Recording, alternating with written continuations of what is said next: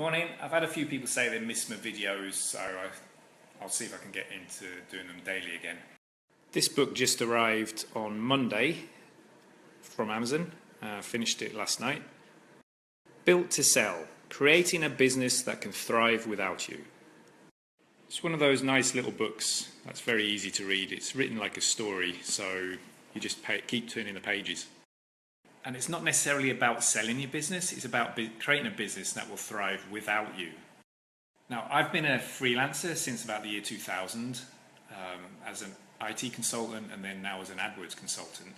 And that very much means my revenue is tied to the amount of hours I do.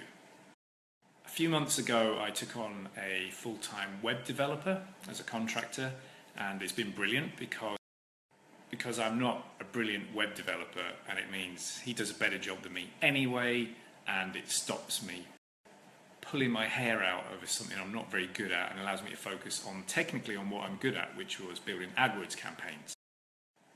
Then a few weeks after that, I started subcontracting some of my AdWords work out to a guy I know.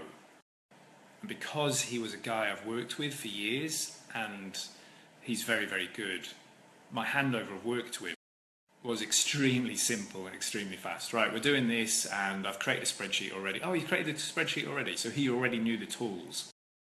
It was very liberating for me to give away some of the coalface work that I was doing and then allow me to work a bit more on my business instead of in it. And at the time I remember thinking, oh, my job is no longer to do the work, my job is to get the work. So I focused a bit more on sales, on actually speaking to businesses, business owners, and getting more leads in the pipeline. And one of my snaps a few weeks or a few months ago, I said, I'm no longer a techie, I'm in biz dev. My job isn't actually sales even, my job is developing my business.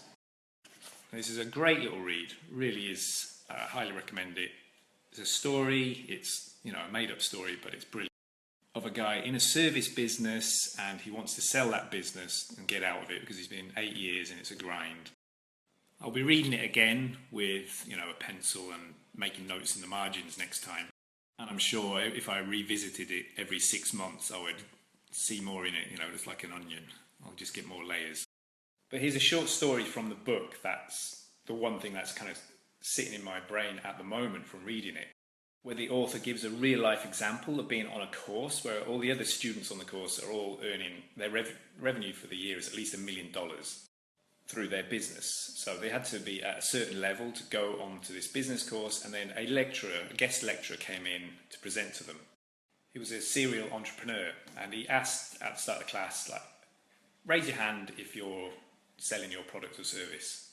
And the author and the rest of the class, they all put their hand up and said, yes, I'm in sales, I do the selling.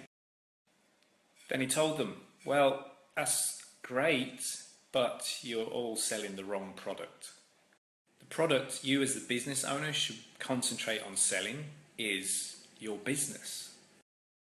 Yes, you need sales of your product and service that you're selling, that your business is selling, but ideally you get somebody else doing that. And if you can't get somebody else to do that, then you change your product and service so that it's something other people can sell.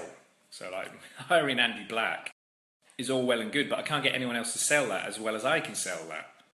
So if, as a business owner, I concentrated on doing the things that would enable me to sell my business, I would create a better business that once I got to that point where I could sell it, I have the option to sell it or the option to not sell it because it can thrive without me.